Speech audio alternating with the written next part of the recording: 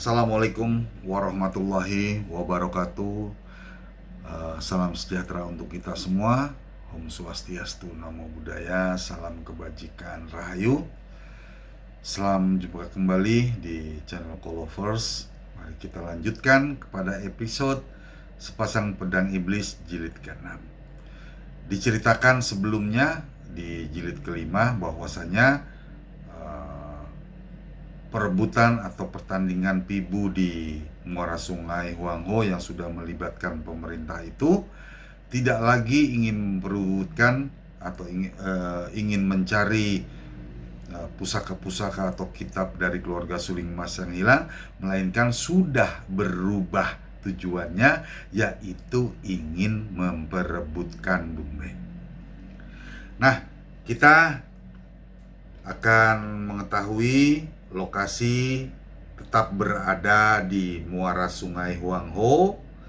Tokoh-tokoh yang hadir di sana adalah Bumbeng, kemudian Im Kan Seng Jin, kemudian dari Pulau Neraka, tokoh-tokoh Pulau Neraka, kemudian Betty Kong dari pasukan pemerintah, kemudian Pangcu Tian Liong Pang beserta pasukannya, hanya 5 orang tersebut. Kemudian tokoh-tokoh dari partai-partai lain yang masih berkumpul di situ, yang tapi tidak mengikuti pibu karena mereka sudah kalah ataupun sudah merasa bahwasanya ilmu mereka tidak bisa menandingi dari tokoh-tokoh dari Pulau Neraka, tokoh-tokoh dari Tian Liong Pang, dan tokoh-tokoh dari pasukan pemerintah. Maka akhirnya mereka hanya menonton bagaimana pendekar-pendekar dari golongan tersebut ingin memperebutkan Bumbeng. Kita mulai saja singkatnya, bagaimanakah akhir dari perebutan Bumbeng. Akhirnya, dalam kekisruhan itu, perebutan Bumbeng dijadikan taruhan dari ketiga kelompok besar, yaitu pemerintah Manchu, Pulau Neraka, dan kelompok Tian Liong Pang. Pemerintah Manchu diwakili oleh Tian Tok Lama dan Tai Li Lama. Kalau kita mendengar nama Tian Tok Lama dan Tai Li Lama, kita akan terrefresh kembali bahwasanya tokoh ini yang masih hidup di akhir cerita Pendekar Super Sakti atau Han Han, ya. Kemudian dari Pulau Neraka diwakili oleh Muka Hijau dan Muka Hijau Tua. Lalu Tian Liong Pang diwakili oleh seorang diri saja, yaitu wanita yang bercadar. Saat mereka sudah mulai memperebutkan Bumbeng, begitu hebatnya pertandingan dari ketiga kelompok tersebut, akhirnya Bumbeng secara diam-diam untuk yang kali ketiga dia bisa melepaskan diri, kemudian dia melarikan diri. Dia jalan melipir dalam pertandingan yang begitu seru. Si Bumbeng ini melipir nih, jalan. Nah, cuma dia tidak tahu ternyata dia ada di pinggir juga. Pertandingan begitu dahsyatnya, dan tanpa disengaja Tai Lama yang memiliki angin pukulan dahsyat tersebut sedang menyerang wanita cantik. Tanpa disengaja wanita cantik itu mengelak dari pukulan dahsyat tersebut, tapi mengenai Bumbeng yang sedang berada di tepi jurang tersebut.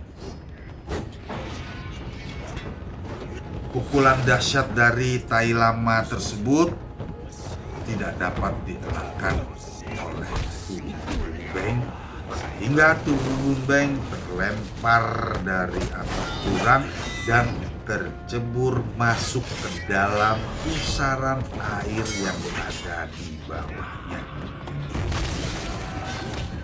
Saat Bun Beng jatuh di dalam pusaran air tersebut, ia sudah pasrah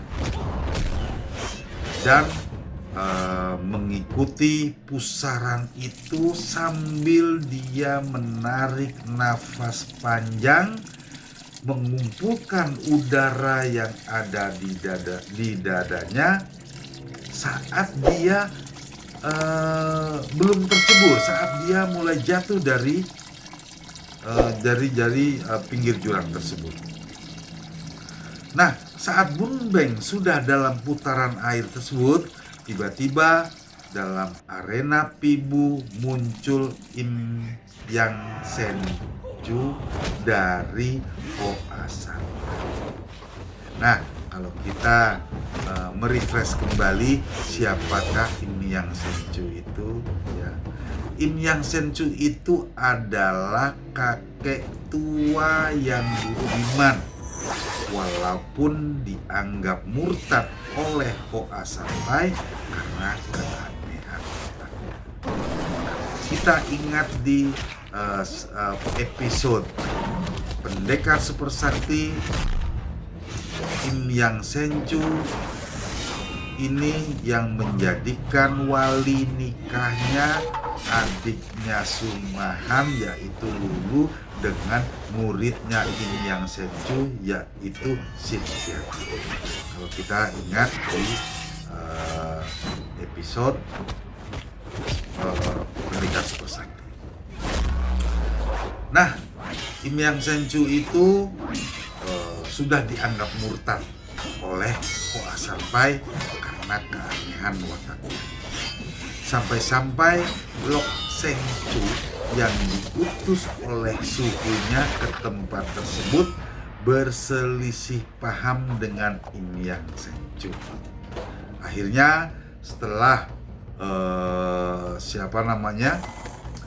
Lok Sengcu dan Im Yang Senju bersilat lidah di sana, dapat mempengaruhi kondisi di lokasi Pibu dengan memberikan logika benda keluarga suling emas tidak mungkin berada di pulau tersebut. Kemudian ternyata yang sangat berambisi adalah pasukan pemerintah selain Betikong, yaitu Bong Jin-kun, Panglima Perang Manchu mengganti Nirahai setelah Nirahai dibawa kabur oleh Sumahan ke tempat persembunyiannya. Nah, setelah diberi penjelasan oleh Im Yang Senju bahwasannya logika-logika yang diutarakan oleh Senju yang diterima oleh mereka yang sedang berkumpul tadi, akhirnya berhentilah Pibu dan mereka membubarkan diri. Itu dari lokasi pertama di muara Sungai Huangho, di mana Bun Beng jatuh dari tepi jurang karena terkena pukulan Tian Tok Lama, jatuh ke pusaran air. Itu di muara Sungai Huangho. Baik, kita melanjutkan pindah ke lokasi, yaitu di hutan di daratan besar. Tokoh yang hadir di sini yaitu Sumahan, kemudian Im Yang Senju, kemudian Pek Eng atau Garuda Putih. Diceritakan setelah usaha Sumahan dengan Pek Eng untuk mencari Kui Hong sia-sia. Dalam perjalanannya, Sumahan dan Pek Eng beristirahat di pohon besar. Saat mereka sedang beristirahat, tiba-tiba terdengarlah teriakan yang membangunkan mereka. Ternyata teriakan itu datang dari seorang kakek tua yang bukan lain adalah Im Yang Seng Chu yang sudah dikenal oleh Sumahan. Dengan tiba-tiba saja Im Yang Seng Chu ingin membunuh Sumahan. Sumahan bertanya, ada apakah gerangan sehingga Im Yang Seng Chu ingin membunuhnya? Dijelaskannya atau Sumahan teringat akan Soan Li, murid dari Im Yang Seng Chu, murid kesayangannya yang telah dijodohkan dengan Tan Chiu Sai, seorang pelajar, dan Soan Li pada episode Pendekar Super Sakti, dia mati di pangkuan Sumahan. Karena Soan Li ingin menyelamatkan Sumahan dari jebakan-jebakan pasukan Manchu. Nah, kemudian tetapi bukan itu. Ternyata bukan itu aja alasannya Seng Chu ingin membunuh Sumahan. Ternyata yang paling prinsip dari Seng Chu ingin membunuh Sumahan adalah penyebabnya Lulu dan Sin Kiat. Ada apakah gerangan dengan kedua orang itu? Lulu adalah adik angkat Sumahan dan Sin Kiat adalah sahabat Sumahan di waktu kecil.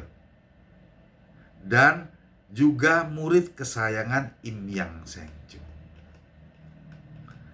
Nah, itulah jilid ke-6, akhir dari jilid ke-6, di mana Im Yang Seng Chu ingin membunuh Sumahan dengan alasan-alasan tersebut.